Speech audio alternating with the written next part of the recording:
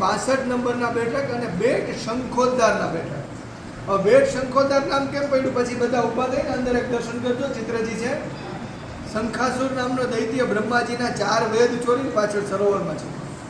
બ્રહ્માજી ગયા વિષ્ણુ ભગવાન પાસે કે મારા વેદની ચોરી થઈ છે.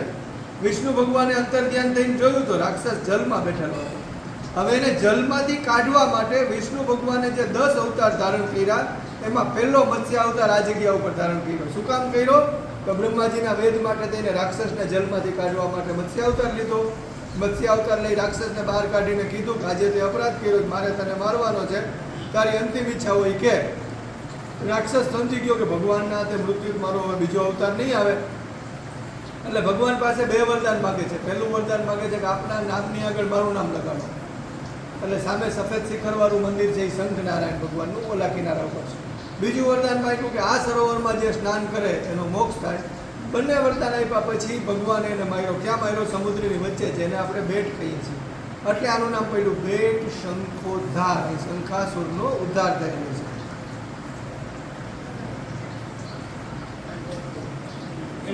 કિનારા પર દેખાય લાલ ધજા વાળું એ શંખના વચ્ચે અવતાર સ્વરૂપે